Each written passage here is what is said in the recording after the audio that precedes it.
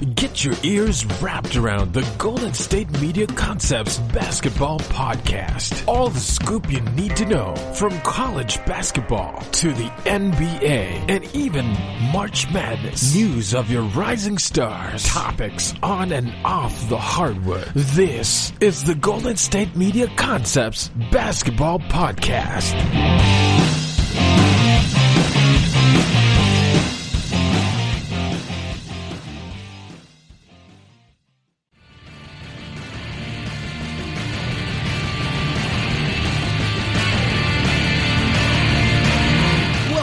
GSMC Basketball Podcast right here on the GSMC Podcast Network. I am your host, Brice Lewis. Welcome into another amazing show we have for you today on all things basketball related all around town, as we are still waiting for word if the NBA will resume their season. We will probably hear that within the next week and a half to 3 weeks, so it's very exciting for a lot of fans to know. Obviously, a lot of teams are opening back up their facilities, so some players are getting a head start on potentially getting some workouts in, trying to get back into game shape, all that good stuff. And we have another jam-packed show for you today, obviously talking about different things around the basketball world. So, obviously, news comes out. We got some things we need to talk about, so we're going to break it down segment by segment on this show like we always do, give you my opinion, and we'll go from there. So, first news we'll start with. Bob Myers, general manager of the Golden State Warriors, came out and said in 2018 when they won the championship, it was very joyless is the words he used, because he said it felt like it was something we were supposed to do. So obviously Kevin Durant heard these comments and said, and I can't say what he said verbatim, but basically said, we were very happy about that championship. So, obviously, this raises a question. Can winning be boring? Can winning be joyless? Can winning be Because that's basically what Bob Myers said. It was just like, okay, we won. Okay, I mean, we got a championship. Great. Whatever. Because that's basically how he said it. And so, can winning be boring?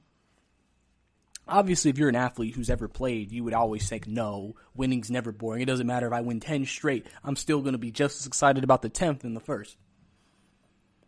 And everything. And, I'll expand later on winning in terms of is it hard, but now we're going to focus on can it be boring? I could maybe understand where he's coming from, because he's like, listen, we were the best team in the NBA that year. We were supposed to win. All we had to do was win. That was all we had to do. We were better than everybody else. So, obviously, yeah, I can see why he says that's not joyful, because think about when they won in 2015. They weren't projected to win the championship that year. And then they come out of the woodworks, won the championship. Steph Curry emerged as a top player in this league. Klay Thompson, Draymond Green. Boom, championship first year. That championship was probably very exciting because no one expected them to win it. No one thought Golden State was going to make that type of jump. So that would be very exciting because of the journey. Where in 2018, you got Kevin Durant. Well, we're supposed to beat everybody. We're supposed to win all these games. Obviously, the first championship with KD was exciting because, again, we didn't win it the previous year. So we're trying to get revenge for last year against the team that we lost to in Cleveland. So that was where some of the motivation and excitement was. Then the second year was like, okay, now we know we're head and shoulders better than Cleveland, and we're head and shoulders better than the entire league. So now, I mean, basically we're just supposed to go out there and do our job, which is winning. And so I can understand why he says that is quote unquote boring, because it's like, what are we doing that's so crazy? If we stay healthy, we're better than everybody else. I can see the mindset he had, where it's like, if you're trying to figure out how to beat a team, it may be more fulfilling for you, because it's like, we went through that grind. We got over the top. We went over a hump. So it made this championship mean more. We were excited to win this championship more, we're supposed to win this championship. We're supposed to get this ring. I could see your mindset kind of being, we just did what we were supposed to do. This wasn't like we really had to go through a journey. Because people talked about it that year when they caught Kevin Durant. Well, you're supposed to be everybody. How are you going to be as motivated knowing you're going to be better than everybody on any given night? And, you know, obviously KD and Steph kind of make it sound like, you know, we still got to work as hard just as anybody else in this league or else we'll lose. But, you know, obviously this does share some transparency.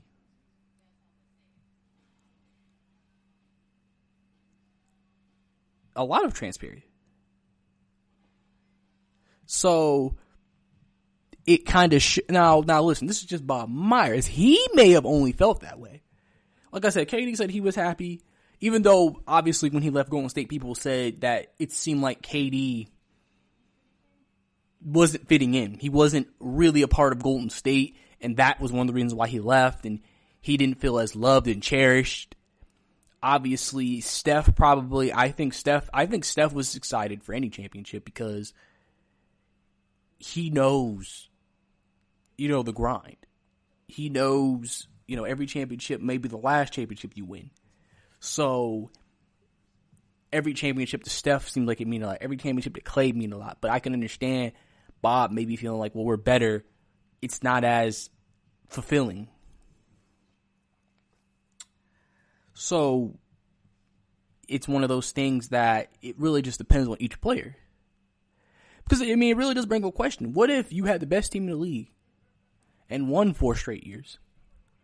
Would the first championship be fun and exciting like the fourth? Or would you be like, I mean, we just did what we were supposed to do? You know, because I always said that about Jordan when he won his championships. He always had the best team in those finals. Jordan never in any of these finals did not have the best team. So people look at him going 6-0 in the finals as this incredible feat. And I'm like, it's not as incredible to me because he was supposed to win it. He was supposed to do it. It wasn't like he was the underdog, the team wasn't as good, and he lifted them over the top. It was, we constructively are a better team than you. We're just going to go out here and prove we're a better team than you. And they did it 6 times in the finals and never lost one. So, but the thing about Jordan is obviously one thing we love about Jordan is his passion for winning.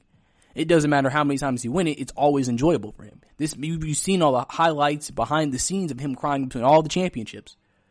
So you knew to him, every championship meant something, regardless if he was the favorite or not, because he loved to win.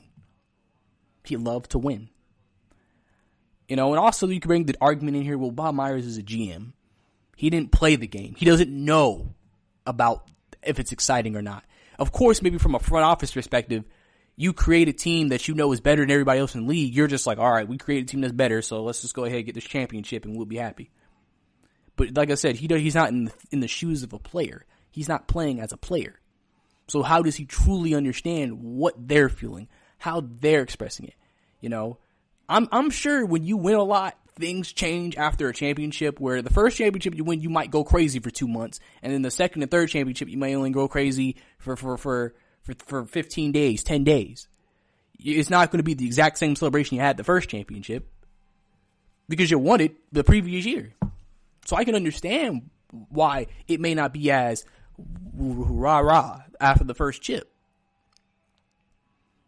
Because you did it before, but it's still exciting. I mean, you see it all the time in the world. If you're always the best at something, it can get boring because it's just like, well, where's the competition? Where's the exhilaration? Where's the competitiveness if we know competitively we're better? Remember, that was the year that they almost lost to Houston in the semifinals. So obviously, if they had actually lost that series and Chris Paul never got hurt, then that basically means the next season when they win against Toronto, if things happen the same way, then I'm sure coming into after this past season, they'll be coming back, man, this is, we need that championship. That championship we won with KD means so much now. Because listen, if they had lost to Houston, that would have been 2 years in a row. They would have lost in the final. They would have lost before winning the championship, and then you wouldn't have looked at Golden State as a dynasty, even though you would look at them as a team that had high expectations to win. So it's definitely one of those things that I think is a question to be asked. I think KD and Bob have their points. I can understand from Bob's perspective why he says that, being the GM, knowing that you may have constructed the best roster in the league, and all you're supposed to do now is just go show it, and then we did it, and it's just like, okay. But, I mean, you don't know how the players feel, because I think that's one of the reasons why this was kind of an uproar, because he was basically almost trying to say how the players felt, and the players probably were like, well, we played the game, we went through the battles, we had to do what we had to do to win. So this, for us, was exciting. So, you know, it's just one of those things where sometimes you see different views from different positions and different standpoints on a organizational franchise. So, well, we're gonna have to see what happens. And you know, obviously, you're gonna hear everything about what comes out when it comes to KD and Golden State for the years to come still as well. So, but coming up next, Spencer Dinwiddie is letting fans make his free agency decision, and what goes into a free agency decision? All that, right? You really can't underestimate the importance of having the right creative work for your brand or your product. Whether it's a logo, a website, a book cover, or an ad campaign, you really need a quality design to make that big difference pop and deliver your overall engagement and success in a competitive market. That's where Design Crowd comes in.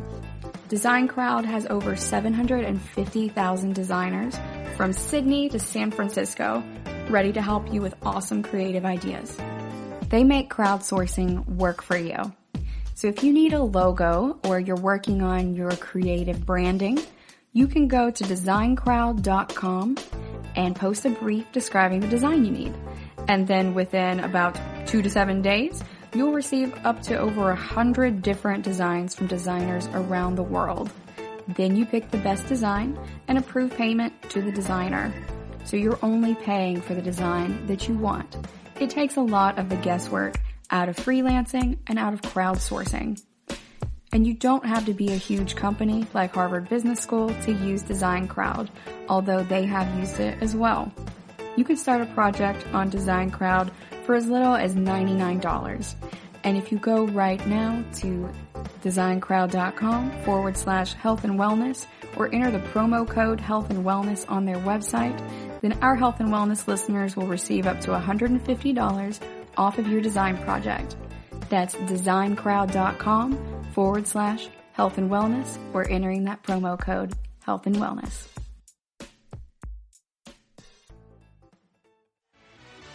Are you looking for the very best NFL and college football podcast? Then check out the GSMC Football Podcast. Get the latest football news both on and off the field. From the NFL Draft to trades to the rumor mill to the NFL Combines, they got you covered. That's GSMCpodcast.com/football-podcast. Get updates on college rivalries, game day insights, and much, much more. It's football talk the way you want it. This show eats, sleeps, and breathes football. Don't forget to like them on Facebook and follow them on Twitter. Visit GSMCpodcast.com for more info.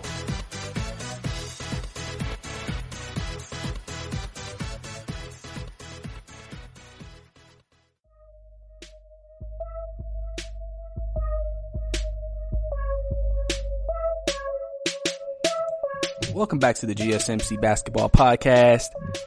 Last segment we discussed Kevin Durant, Bob Myers. Bob Myers came out saying that the 2018 championship celebration and victory was joyless.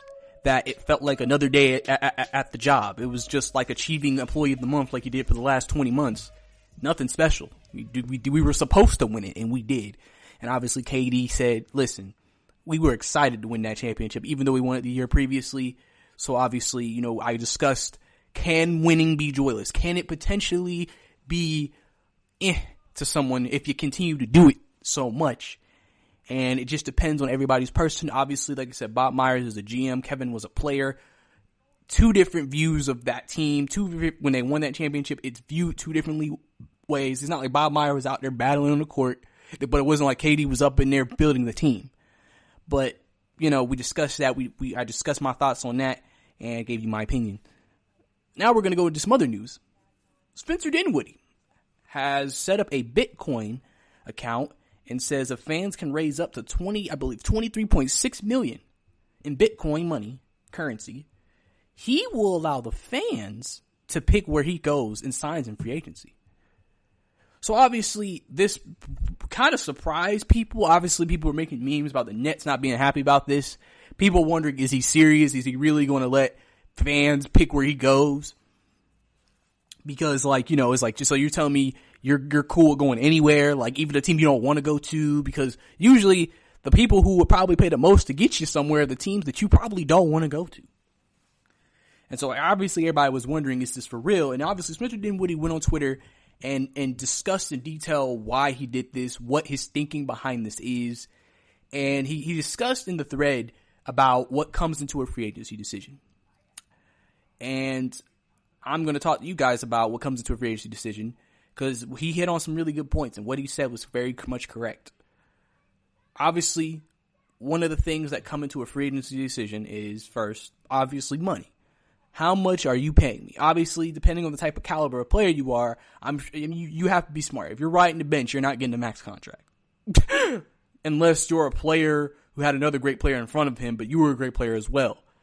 Which usually is not always the case, but, you know, that would be the only way in my eyes I see that happening. But because he discussed how, you know, obviously money plays a factor. Obviously, $23.6 million, I believe, is around the number probably that he looks at himself getting.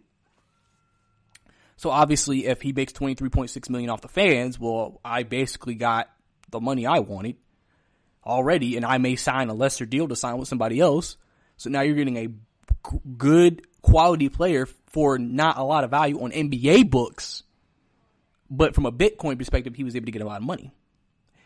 And obviously, like I said, money's a big part. Obviously, players sometimes feel like they're too good to get paid less than this.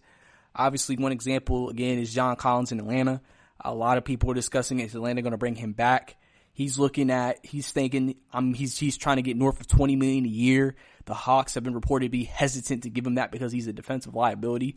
On this podcast, I've told you, listen, unless you can find someone else who can give you 20 and 10 nightly, you need to pay the man. And then you brought in Clint Capella and Dwayne Dedman for defensive help, right? Why can't they, like, you brought in a guy because like because the thing is if you say that, who are you putting in that position at the 4? Because if he can't score like John and he's not an elite defender, you basically downgraded at that spot. For what? And then he's still young, so you can pay him this money. You might as well, because I thought Trey and John and all of them were part of the core. You make it seem like we're willing to let him walk out of here. But that's an example. You know, and I can understand. You know, think about Tobias Harris. Some people think Tobias Harris should never gotten a max contract. He's not a max player, but he's a very high quality player.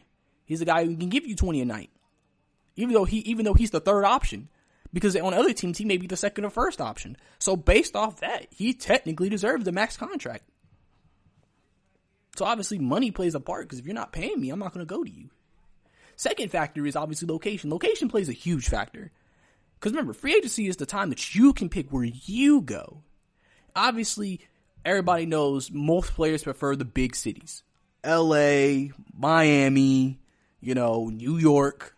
Those are the main ones that players look at first because of where they're located. Because Los Angeles is a great city. Miami is a great city. New York is a great city, especially for athletes. So, obviously, that plays a factor.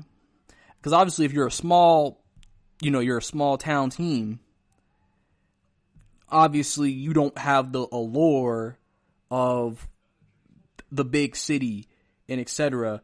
to then make someone say, man, you know, I really love Milwaukee, bro. Milwaukee's such a great city. I want to play for the Milwaukee Bucks because Milwaukee. You never hear that. Remember those comments that Anderson Varejao made years ago, like back a decade ago, some years, when he was on Cleveland? He was, was it Joe King? No, actually it was Joe King Noah, I believe. He was like, it's Milwaukee. What's in Milwaukee? Or maybe he was talking about Cleveland. Either way, both cities, Cleveland and Milwaukee, are not considered great cities at all.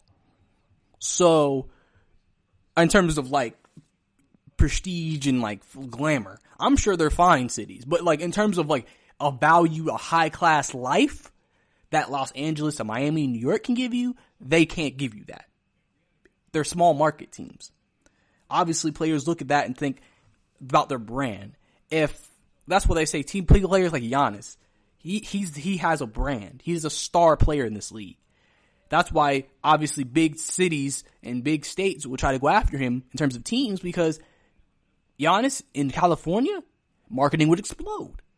And so as a player, that's why if you're trying to increase your marketing and increase your brand, big cities mean a lot to you. Like, that's why when it comes to the superstar players especially, they're always trying to end up in the same cities most of the time. They're never really trying to stay in small markets because it's like, yeah, I could be great here and I can have this great small town community love me, but is this helping my brand? Is this helping me get as big as I potentially could be and maximize the amount of money I could make? That's another thing that goes into it. Another thing that goes into this situation is obviously how good the team is, depending on what your goal is. Obviously, if you're ring chasing, you're looking at, okay, who are the top teams in the NBA this next coming year? Lakers, okay. Clippers, okay. Milwaukee, okay. So then you're like, okay, well, they're the top team, so I might sign for less with them, even if I don't get a lot of playing time, because they put me in the best position to get a ring at the end of the year. But maybe you're a player who's looking to have a bigger role, a more extended role, to be more of a star, to flourish into what you think you can become. So then you might look at a smaller market team that will give you the opportunity, who will pay you the money, and then be able to play up to that contract. Because you think you're better than what maybe people give you credit for. Because clearly that plays a part into the decision. That plays a part into if you gonna go. Is what do you want from free agency? What are you wanting to achieve from this free agency period?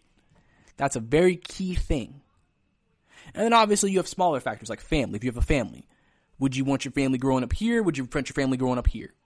Obviously, if you're somebody with a family, that's something that's your fact. That's why sometimes people who have been in the franchise for so long and have a family are like, well, my kids have been here for 8-9 years. They're used to the schools. They're used to friends. That might make you hesitant to be quickly out of the city. Or you'll be like, well, maybe, for my career, I can keep him here and I can go somewhere else. Things like that. Sometimes, obviously, organizational structure. Does this franchise historically have a good organization? Are they usually known as a good organization to go to? That's why, like I've said, teams like people like the Knicks haven't gotten players because their reputation as an organization, it has been thrusted down the toilet. And so players are just like, yeah, New York, yeah, the Knicks, but outside of that, y'all ain't winning and y'all don't really have a great setup either. Why would I go to this? Like I said, it really makes you reconsider like that type of stuff. So obviously, as you can tell, a lot of things go into free agency decisions. It's not a tough decision. It's a very tough decision. It's a very tough decision. Because you don't want to make a decision that's going to end up costing you and potentially putting you in a bad spot.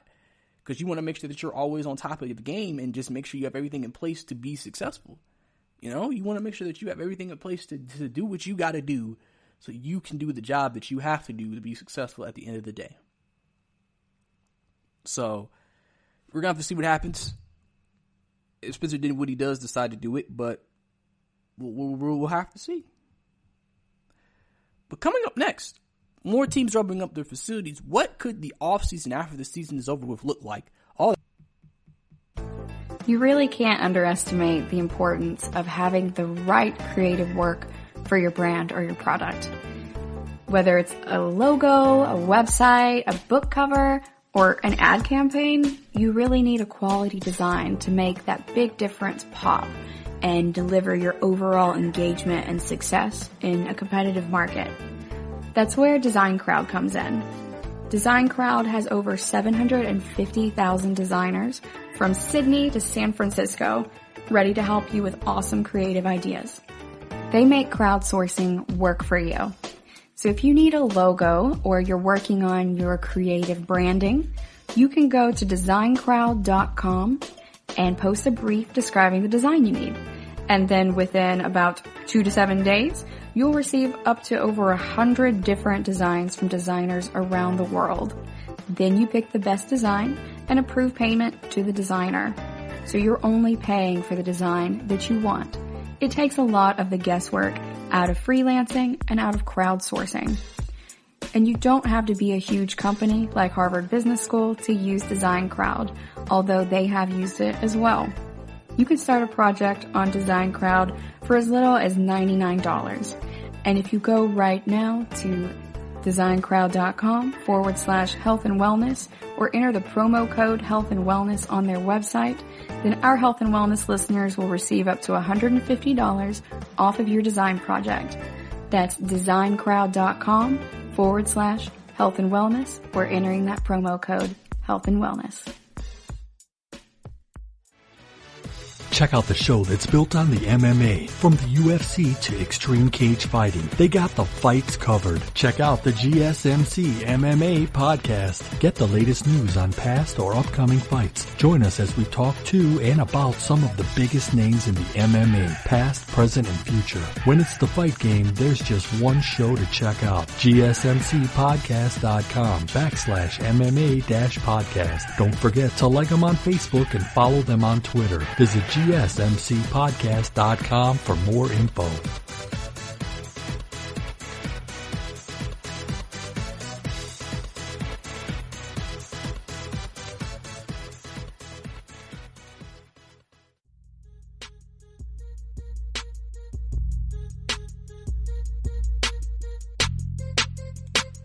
Welcome back to the GSMC Basketball Podcast. Last segment, we discussed Spencer Dinwiddle potentially allowing the fans to pick his free agent destination if they raise up to $23.6 million in Bitcoin currency. And he'll allow a team, as he said, or fans, as he said, to allow them to pick the team he goes to in free agency, as obviously Spencer Dinwiddle is coming up on his free agency contract this offseason. So I talked about what comes into a free agent decision, the factors that free agencies take under consideration when picking a city.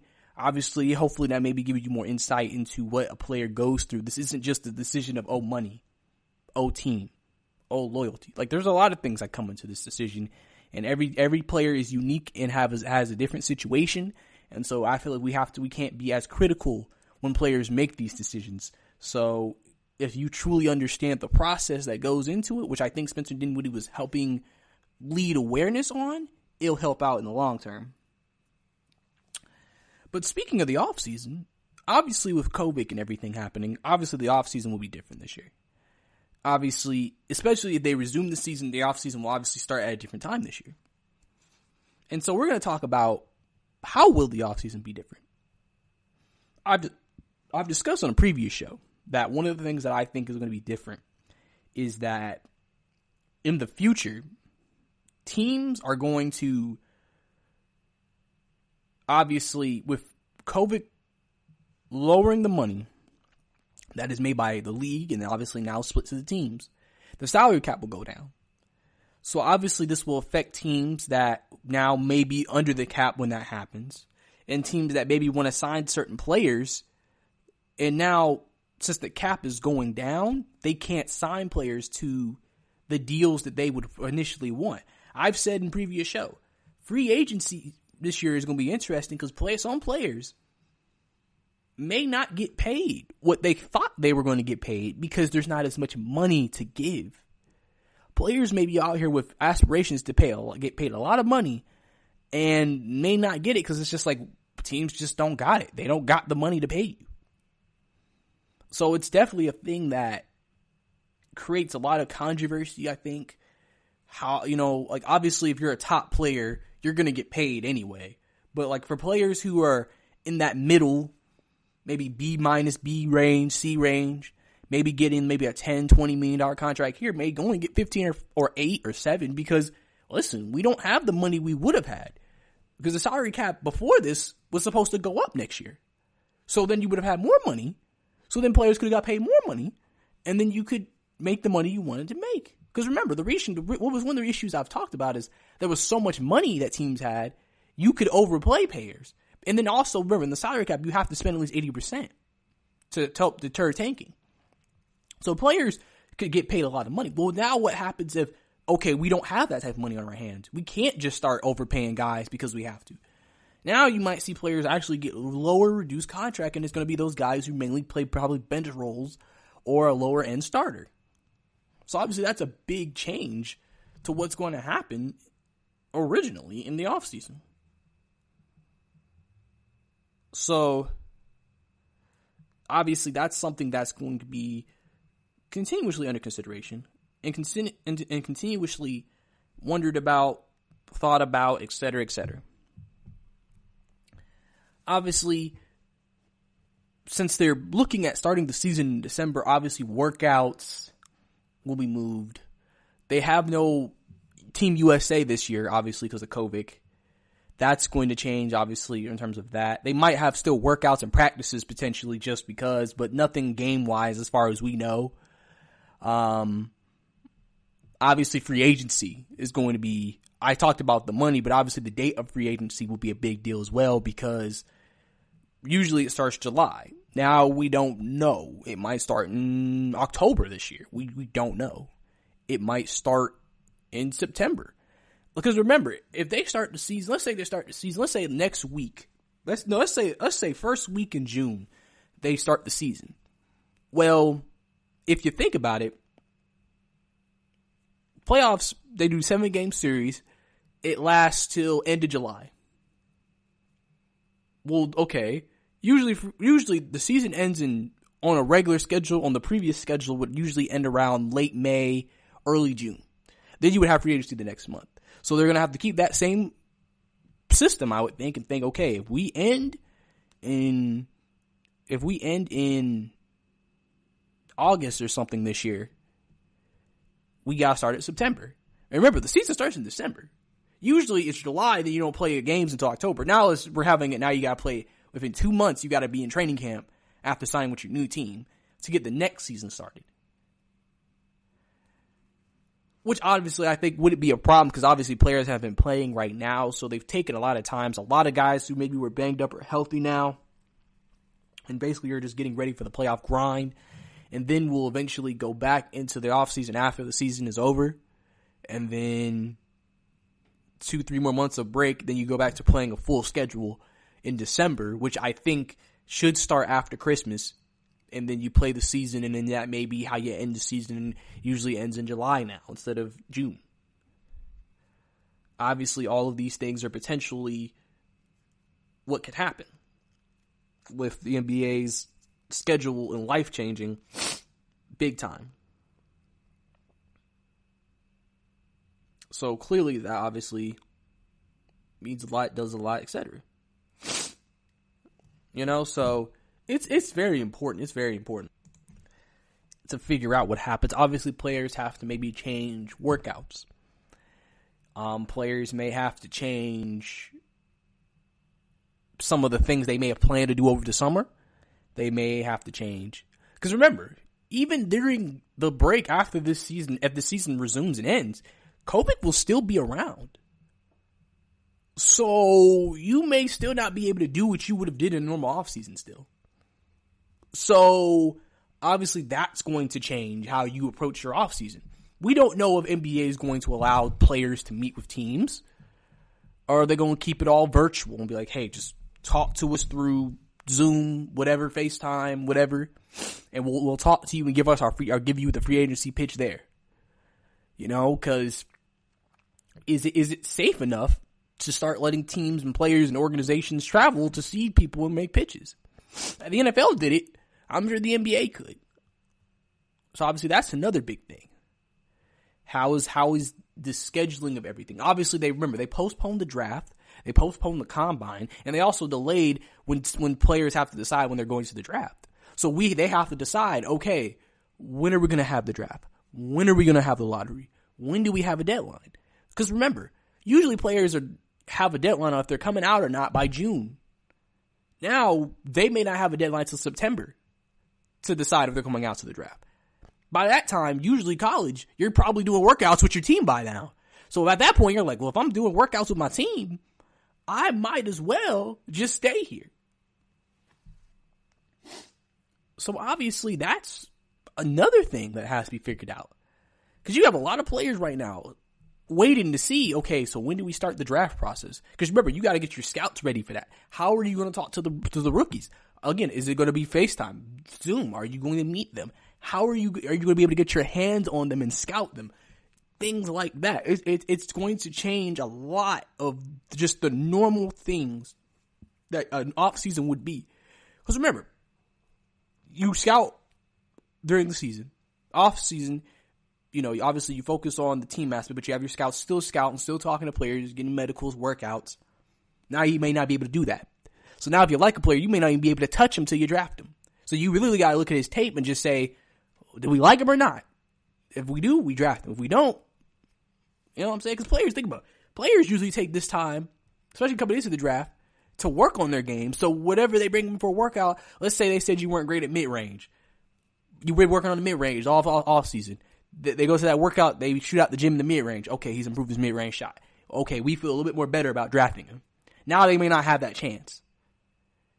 It's just like, listen, if you were bricking it in college, all we could assume is you're still bricking it to this day until we can actually get you on our court. So all those things are going to come into, hand when it comes to the offseason that will ensue in the NBA this year, and all the changes that are going to have to be made in terms of what's the plan going to be, how are we going to handle the situation, and so on and et cetera. So on, et cetera, man. So, but coming up next, we're going to talk about how hard is it to win. We discussed in terms of that is going to be joyless, but how hard is it to continuously win in the NBA? Check out the show built around the women of MMA. From the UFC to the extreme cage fighting, we got the fights covered. Listen. It's the Golden State Media Concepts Women's MMA Podcast. The latest news of upcoming fights, discussions of previous matches. Join us as we talk to and about the biggest names in women's mixed martial arts. Past, present, and future. When it's the women's fight game, you know where to listen to. The Golden State Media Concepts Women's MMA Podcast.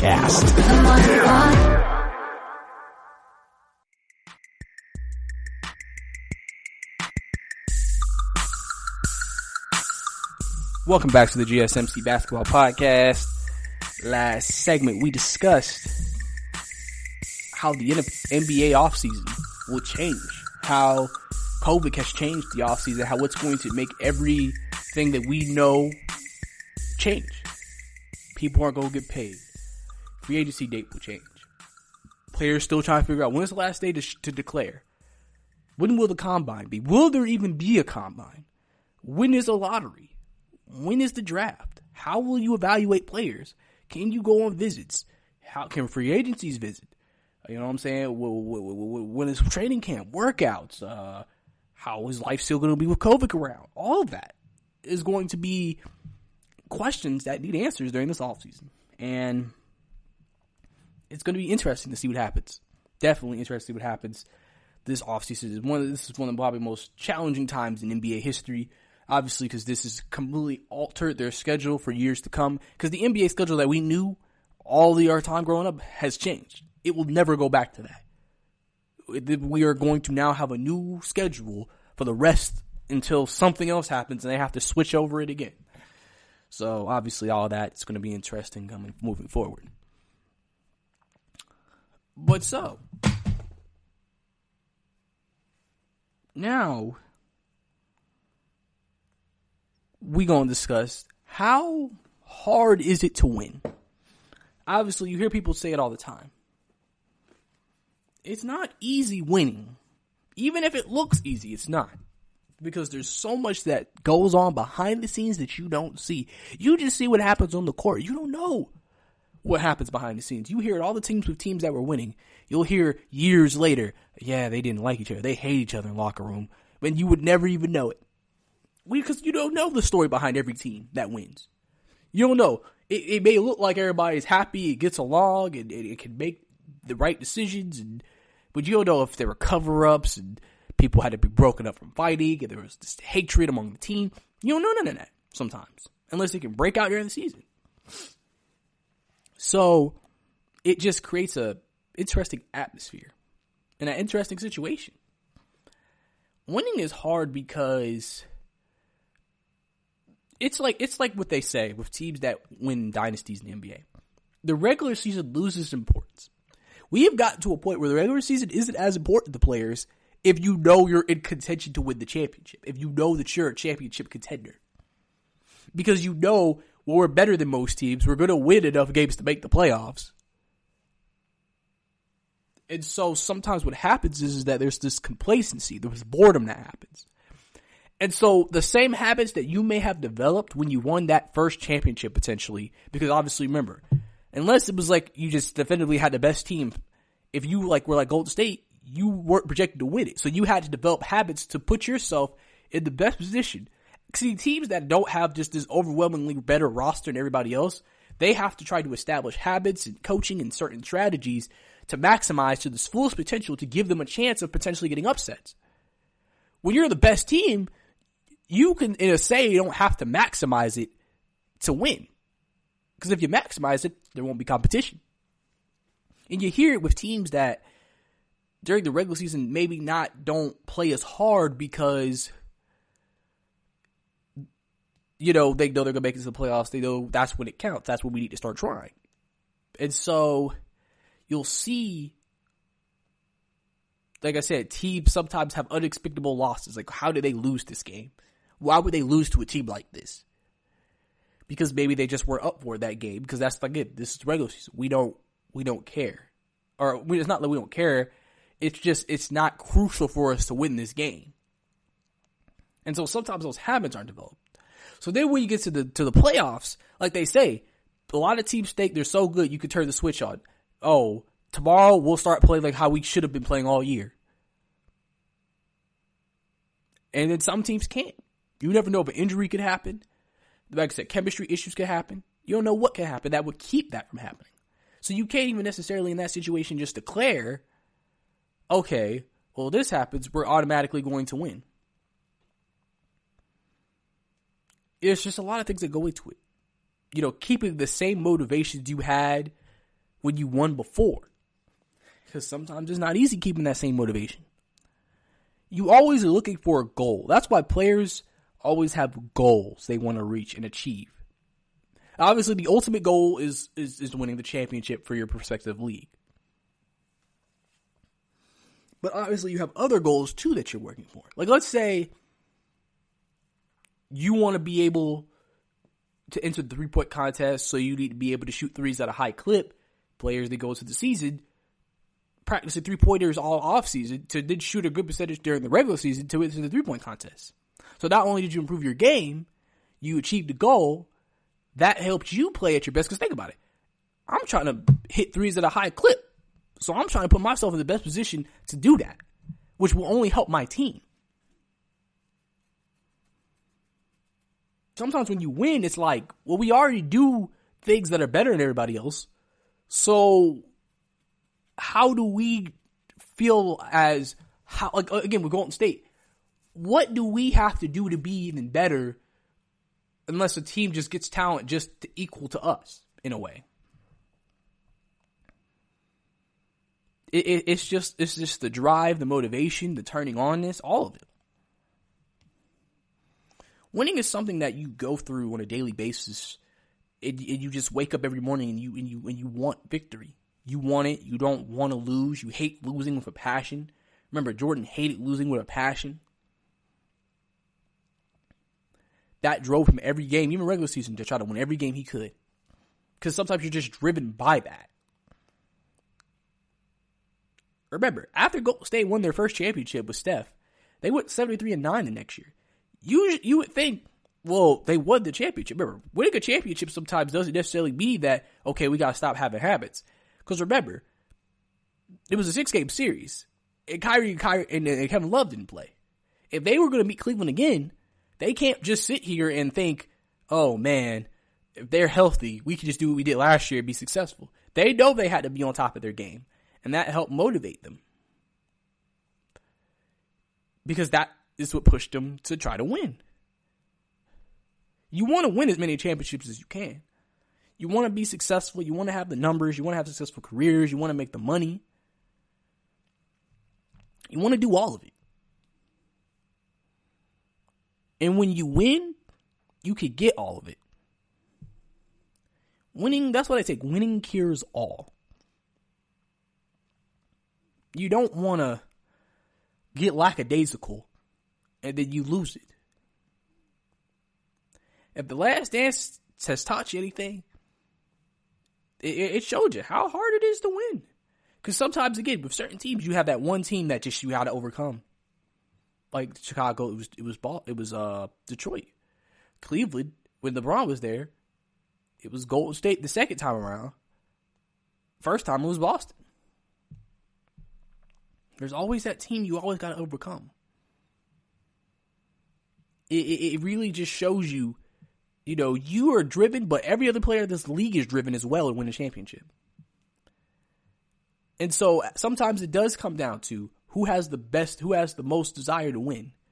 Who's willing to do the most to win? Who's willing to make the most scrappy plays to win? Who's willing to sacrifice himself on the court to win? All of that comes into winning. Because you can't just wake up one day and win. You got to put the work into it. You got to train. You got to get chemistry. You got to make sure you're at peak form at all times to win. Because if you don't, you're not going to win. You can tell some players in this league, just individually, players that get paid that don't play well, they never thought about winning as an important part of their career. They just wanted some accolades and they wanted some money. You never know if you have that on your team. A player who doesn't care about winning, they just want the success. Then that could affect the rest of the team and then y'all don't win. There are so many factors go into winning. It's super hard to win because of that. Because you really don't know. You truly don't know. And so you have to take it every day and think, I hope we're all on the same wavelength. I hope we all want the same things and I hope we all want to win. So winning in any sport, in an NBA, it's difficult. Doing it year after year, getting yourself up year after year, trying to grind year after year, it's difficult. It's something that you really have to be a peak top athlete to do. So that's all we have right here for this segment. Stay right here. Stay tuned if you want to listen to more basketball content right here on the. Tired of searching the vast jungle of podcasts? Now listen close and hear this out. There's a podcast network that covers just about everything that you've been searching. Hey! The Golden State Media Concepts Podcast Network is here. Nothing less than a podcast bliss with endless hours of podcast coverage. From news, sports, music, fashion, cooking, entertainment, fantasy, football, and so much more. So stop lurking around and go straight out to the Golden State Media Concepts Podcast Network.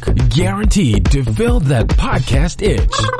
Whatever it may be. Visit us at www.gsmcpodcast.com. Follow us on Facebook and Twitter and download us on iTunes, SoundCloud, and Google Play.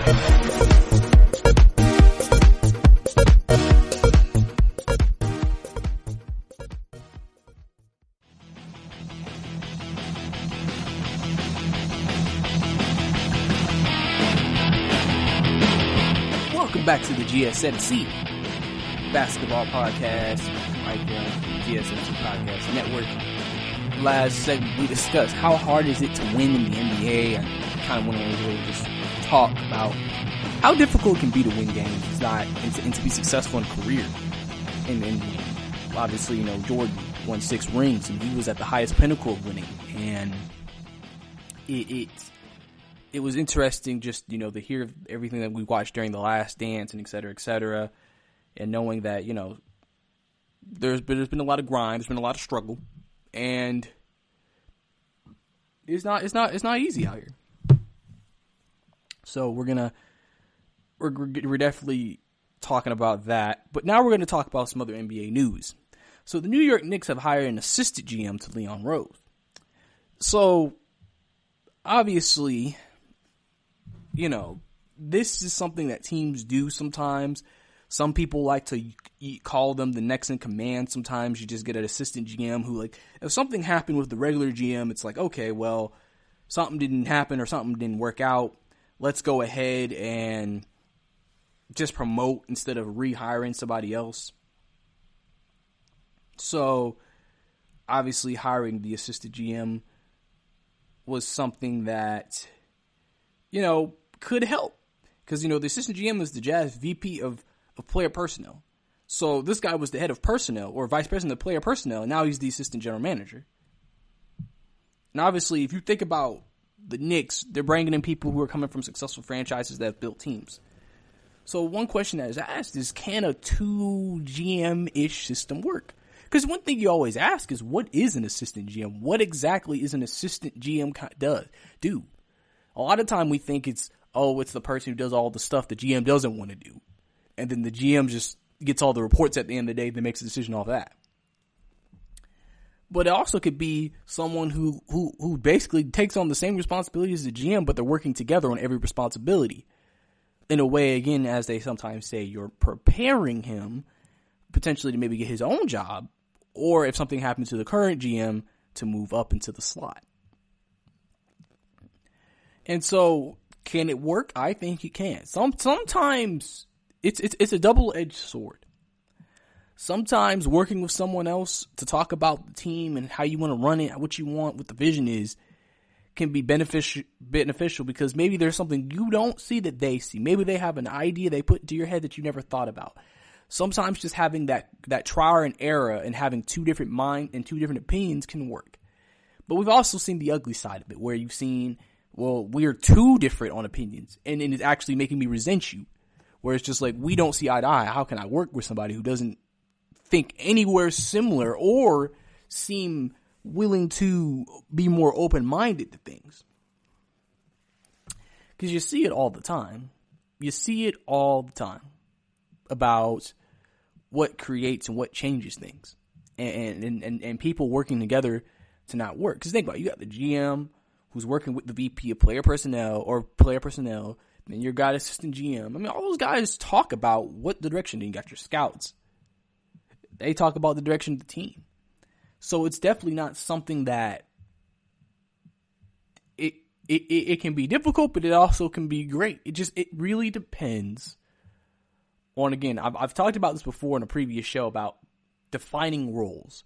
What is your role? If you know your role and do your role well, then it can work. The problem is some people think, well, I can do his job better. Well, I can make better decisions. He's making better. Because sometimes when you make a decision that maybe doesn't help the team, you start having people around that person think, I could do better than him. And then now they're trying not to be brought down with him, so they're trying to go against what he says to try to make it seem like, I know how to fix this team. I should get a job. And then sometimes that can create the issues. That can sometimes create, the problems that happen. And so that's something that, obviously comes into play. It's something that obviously, happens, something that definitely can be an issue. And it's just something that, especially when talking about the Knicks, listen, fans are just looking for anything to help with them. Or they're looking for anything to put this team on the right track. And we already know people feel like, James Dolan tries to put his hand in the cookie jar a lot, tries to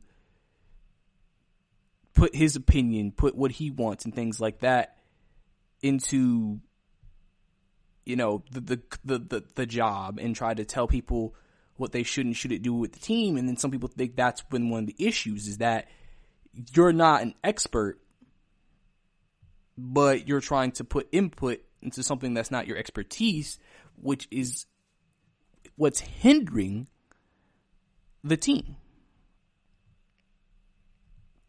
And so obviously, that can be an issue. Because you don't want that dissension or that distrust, within the team. You don't want, your GM and other people hating each other because somebody doesn't see eye to eye on particular things. You want to be able to have a very straight line, communicative, open relationship with each other, where it's like, okay, we can criticize, we could say what we need to say. We can maybe not see eye to eye on something, but can we compromise? Can we try to understand et cetera, et cetera. Not every front office is willing to do that. Some front offices are like, wait, listen, it's my way or the highway. What I say goes. What I think is the right decision. And then that's sometimes where you create or have those problems that are made because now you're dealing with a situation where people don't trust each other. People don't want to trust each other. People want credit. So it definitely can be a very difficult situation. It can be a very difficult time because there's just a lot of things that go into it. Sometimes too many heads is detrimental to the team. So, it just really depends on the personalities you bring in there and the people you bring in there, and that will help determine if potentially it all could work out at the end of the day. That's going to be the big thing, moving forward clearly with everybody when it comes to decisions that are needing to be made, when it comes to this work with the team. Does this collaborate with our goals? Does this reach what we want to reach at the end of the day and helps us be successful? Because that's the goal. There's a common goal everybody should have within your organization to put your team in the best position to be successful on the court, in the offense, in the financial records, everything. You should never do anything that could be to the detriment of the team, because do that, people gonna get fired. People's reputations could be ruined. And obviously when that happens, it may be harder for you to get a job next time if you're fired from that situation. So it's definitely important to have to do what you got to do to put yourself in position to put your team in position to be successful. Sometimes too many heads is not good, but sometimes that many heads can be successful depending on the people and personality. It's all just a matter of whatever. It really is. It just really depends on you and what you think and how you think it's going to go at the end of the day for the most part. Overall and realistically. So maybe the Knicks can find themselves in a better situation next year. Obviously, this first offseason after this season ends will be crucial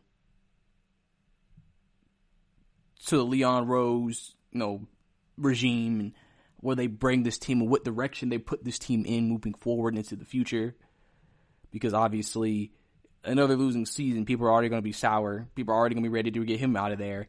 It could just be very, very, very difficult of a situation sometimes. Because it's tough. It's tough. It's very tough. But that's all we have here for this segment. Coming up next, how important is a player's brand to a player?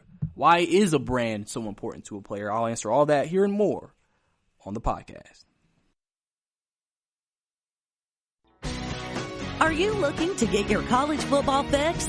Looking to get the latest news on your favorite school's team? The GSMC College Football Podcast is your ticket to all things college football. Join us as we talk college football from the national championship, the college rivalries, the bowl game, to the Heisman Trophy. To which conference is the best? We've got you covered for the Big Ten, SEC, Big 12, the Pac-12, ACC, and everything in between. Download the GSMC College Football Podcast on iTunes, Stitcher, SoundCloud, Google Play, or anywhere you find podcasts. Just type GSMC in the search bar.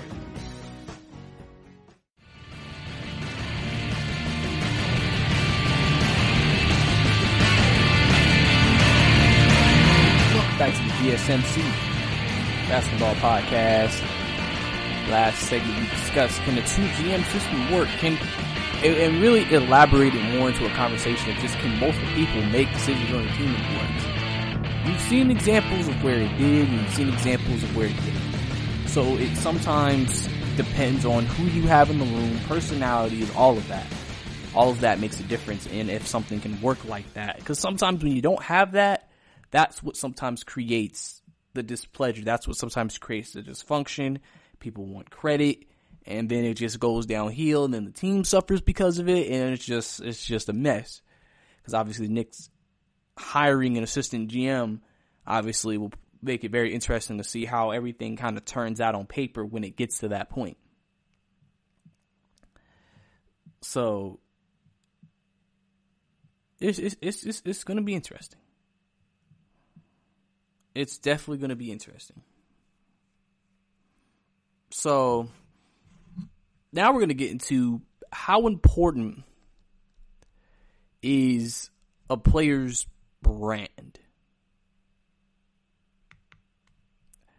How important is it? Why is it so important to players to have a brand that maybe stands the test of time? Obviously, for your own marketing purposes, clearly, because obviously, as an NBA player, you have more status than most people, so you can now market yourself in a way where you can make money off your status. People pay you because of who you are to show up. Obviously, it's important to create an example that makes people want to maybe say, let's reach out to this person and pay them whatever they need to help, or do whatever we want them to do to help us. Obviously, it's also important for after career. You see it currently with Kevin Durant and LeBron right now, creating these shows, creating movies, working with producers, producing it, because what they're doing is that they're setting up themselves to have money, obviously after their career, even though they could be set for life, but also still be able to have an impact on life, still be able to impact the world in different ways. But the fact that they were able to become the basketball player they became is one of the reasons that helped them get to that point. And like I said, just to help them keep doing it, because sometimes people always like to say, NBA players, NFL players, they make enough money to set themselves for life and they never have to work again. But if you know something about life can be boring. And so that's one reason why also players have these brands where they're continuously doing things. You don't want to be bored after you retire. You may be nice being able to spend time with the family and kids and having all this free time in the world, but then eventually you'll be like, man, what do I do with my life now? What do I invest in now? And so then and then that's why you create brands now. You start doing things now as a person to put yourself in more situations and more possibilities. Because remember, LeBron and KD are doing this right now while still playing basketball. Now watch when they get rid of basketball. Now they have more time on their hands. So now that presents the opportunity to even further dip their hand into the cookie jar and do more. And obviously then that will also then maybe even lead to more of an impact in different things. Obviously also because as a person, you're representing yourself to the media. Because you got to think about it. People are going to judge you for who you are. If they see you, quote unquote, thugging it on the court or whatever, they're going to look at that and think, okay, that's what he is. It's your brand. Associations will be looking at you like that. So now, what if in that situation you do something good? Now all of a sudden it's not like that anymore. Now you're happy. Now you're put in a better position. And then it just works out for everybody long term. So there's a lot of different things that goes into making a brand. There's a lot of different things that goes into making you stand out and flourish in your career. Because you basically become your own marketing. You basically become your own moneymaker. Like some people need a job to remain relevant in terms of just financially, and sometimes depending on what type of job you have locally. As an NBA player, especially if you're a superstar, you're known nationally. So now everybody views you a certain way. Everybody views you. Everybody knows who you are. Some people look up to you. So that's why they always talk about being a role model. Because think about it. If you were considered a role model, you'll have maybe more companies that are kid-friendly or kid-focused wanting to contact you saying, we want you to sponsor us. Because they know kids love him. He'll work for our company. Since you made the personal decision to be a good person and to do things that you as a parent, you may want your child to be like, oh, I'm okay with him looking up to this person.